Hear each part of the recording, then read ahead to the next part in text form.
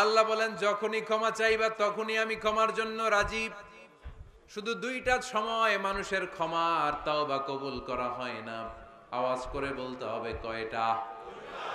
এক হলো বাদাল গরগরা, যখন গরগরানি শুরু হয়ে যায়, একজন মানুষের হায়াত যখন ফুরিয়ে যায়, মালাকুল মাউত তখন তার রূহ ধরে টান মারে, তার গলায় গরগর গরগর শব্দ হয়, তখন যদি আল্লাহর কাছে সে তওবা করে, ওই তওবা কবুল হবে।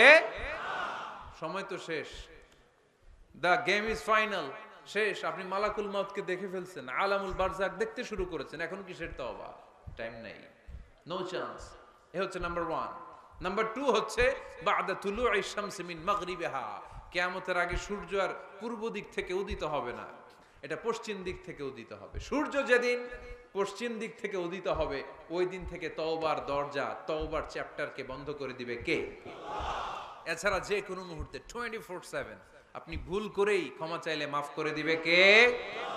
শয়তান বলে, আল্লাহ আপনি আমার জাহান্নামী বানালেন, আমিও দেখে নেব কেমন করে আপনি আপনার বান্দাদেরকে জান্নাতে ঢুকান। ফাবিমা আগওয়াইতানি লা আকউদান্না লাহুম সিরাতাকাল মুস্তাকিম সুম্মা লাআতিয়ান্নাহুম মিন বাইনি আইদিহিম ওয়া মিন খালফিহিম ওয়া আন আইমানিহিম ওয়া আন শামাইলিহিম ওয়া লা তাজিদু আকসারাহুম শাকিরিন। আল্লাহ আপনি একটারও জান্নাতে ঢুকাতে পারবেন না, আমাকে যেহেতু করেছেন জাহান্নামী, সবগুলারে আমি জাহান্নামে ঢুকাবো।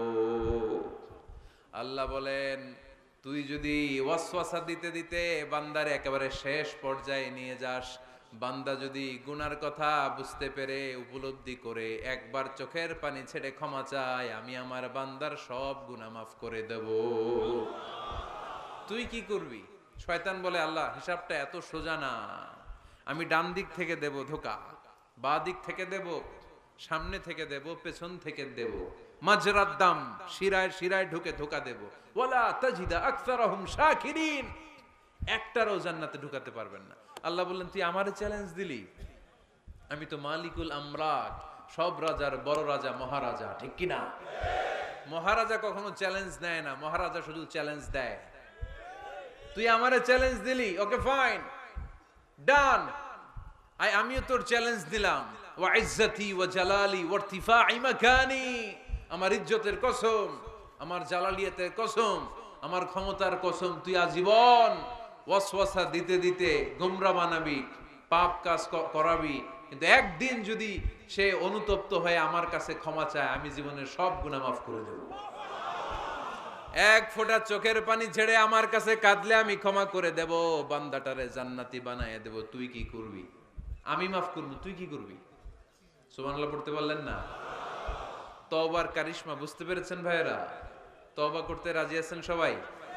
প্রত্যেক সালাতের পরে আমরা তওবা করব, রাজি আছেন? আল্লাহর হাবিব সাল্লাল্লাহু আলাইহি ওয়াসাল্লাম সালাম ফেরানোর পরে পড়তেন আল্লাহু আকবার, এরপর পড়তেন আস্তাগফিরুল্লাহ, আস্তাগফিরুল্লাহ, আস্তাগফিরুল্লাহ। সারাটা দিন তিনি আস্তাগফিরুল্লাহ পড়তেন। সকালবেলা পড়তেন, দুপুরে পড়তেন, বিকেলে পড়তেন, মাঝরাতে ঘুম ভেঙে গেলে পড়তেন।